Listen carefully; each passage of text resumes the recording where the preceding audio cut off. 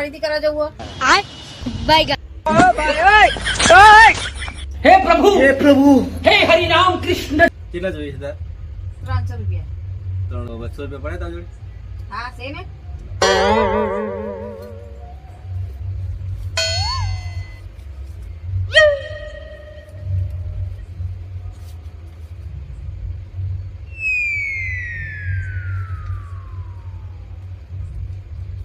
કેટલા જોઈએ તારે? 300. 100